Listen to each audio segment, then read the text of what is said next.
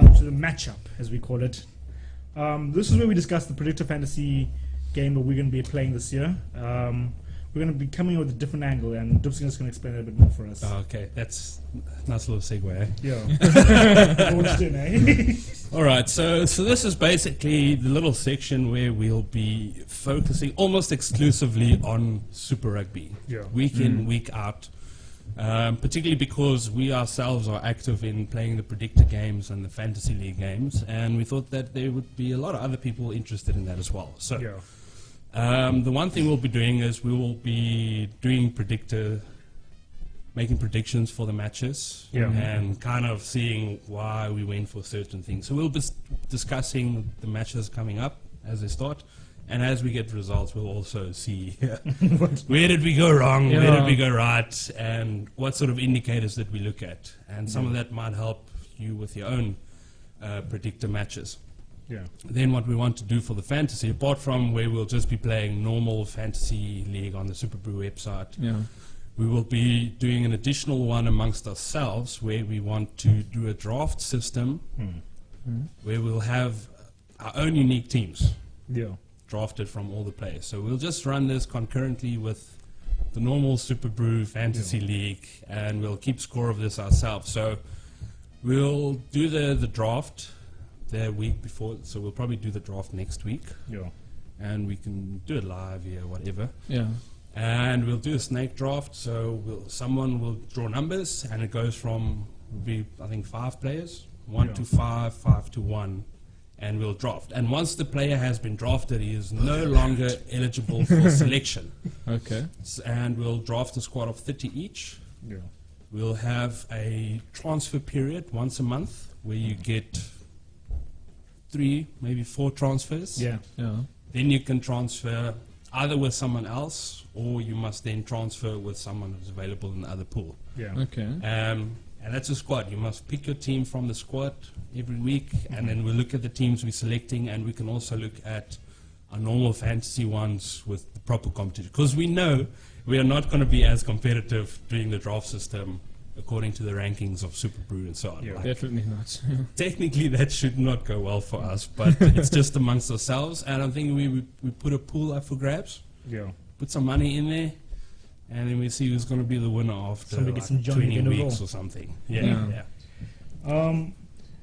But who are, right now, looking at it, who are the maybe 5 players you think stand out for you, that you think will be fantasy players that will be Barrett? Barrett. Have to say Barrett. Well, funny enough that you mentioned that. I was probably more going to lead into that next week, but we can discuss it a little bit. Some players there was an article that came in, is do you draft your fly half first or later? And I think that is going to be the key question for everyone. First round, me. And I think most people will choose their fly half first. I myself would also choose my 10 first. Maybe choose a different 10 near the end of the competition with a better idea of who's going to make it further. To be honest, it actually does depend on what position they put Damon McKenzie in. Yeah, for some people that's going to depend.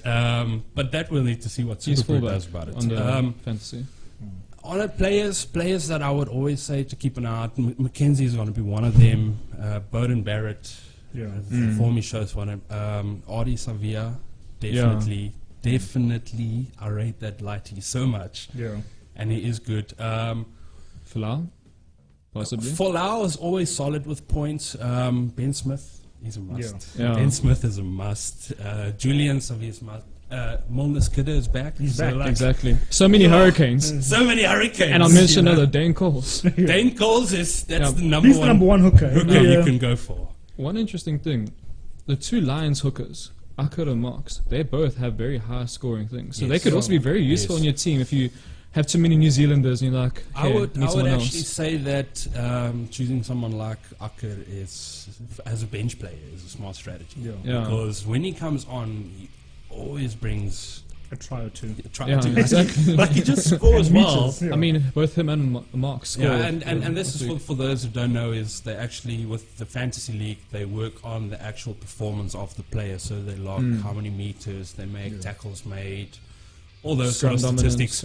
And with the way that it is set up, if the forwards of the one team, if they win all their lineouts, every forward gets a certain amount of points. If they win a percentage higher than, let's say, 80 for all their scrums, they all all the forwards get a point. That includes the bench players who come onto the pitch. So if you are smart with your bench player, or let's say a player gets injured, but this guy normally plays on the bench, like Haka. You know, like he's a smart choice because, you know, their team actually scrums very well. They're very good in their set pieces. Yeah. And every couple of games he scores a try or two. That's a solid choice because, you know, like he might only get 25 minutes, but he'll score just as high as another hooker that might have started. Exactly. That's a smart pick. Or higher than most of the South African hookers. High, yeah. Strauss. So, yeah, the interesting question, I think, would be, it's always a difficult one, but it's centres. You know, like, because at the moment, the players to look out for, it's the 10s, the wings. It's the wings, it's one hooker, and it's like a couple of flankers, I would say. Yeah. Centres, I'd say lose centres because they've got Reno Ranger and he's doing pretty well. No. We don't talk about Ranger. No. We don't talk about Ranger. Did I touch something personal here? Yes. Did I offend somebody? We all chose him last season with our first. When he came back, we're like, come on, We are Ranger. 1 point. We're like, someone's going to get Ranger. 1 point. So, okay, fine. Sorry, that was no Ranger. But remember, there's also Sunnyball coming back in April. And he's going to be interesting to see whether he performs or not. But he's only coming back in April, You can so I transfer wouldn't. him at that point. Not for You can now, yes. transfer him, yeah. You bring him It's later. talking like pre-season ones. I'm going for that centre combination of Nagatai and Antonio Brown. Joel Leonard Brown is a solid But the choice. only thing is they don't give try assists and they don't give offload pot things. Yes. So otherwise, Antonio Brown will be killing it. And That's true. I think assists should be counted in. Yeah.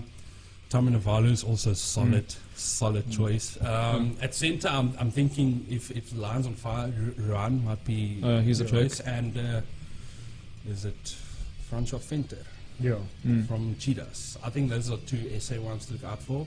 Not too sure about any youngsters like coming through the ranks. Don't get DL under. It's a waste of your time. No, especially in Super Brew. No, it doesn't work. Does not work.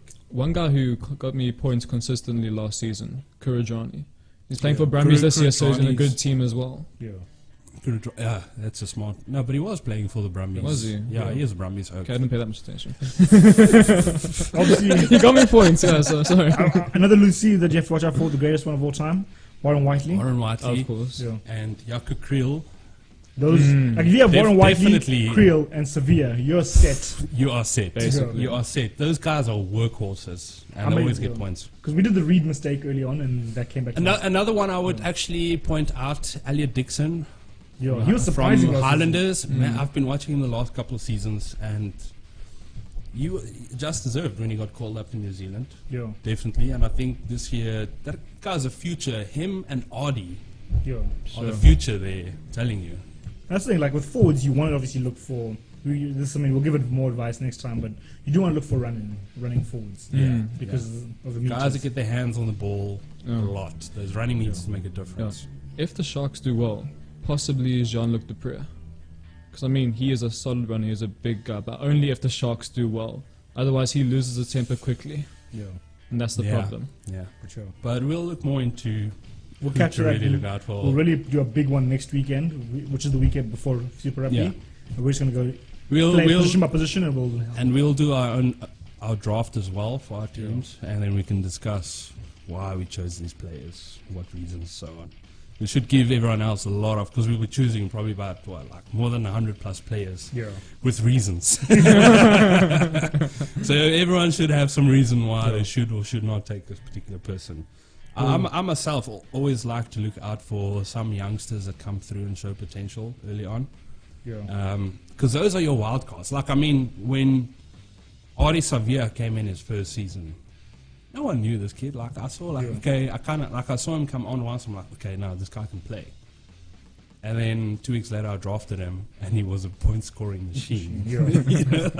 This guy can play, and that's what's nice. I mean, last year was the center for the Highlanders.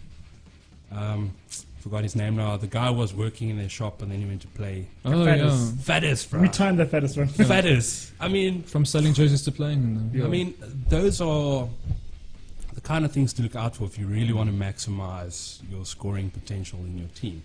It's big players, yes, they do well, but they get marked. You know, and they're not going to be the players you want to go for when it comes to a lot of points. Yeah, they'll have their games now and then they'll score a lot of points, but they are more consistent. Like they are nice to have, but you want 2 or 3 players in your team that can be on fire, because then not everyone knows them that well. That's what you want to have as well. Need to find that balance. That's important. And as we talk about balance, we'll wrap this up for now. But next week we're going to have the big draft session. So hope everybody's ready for that.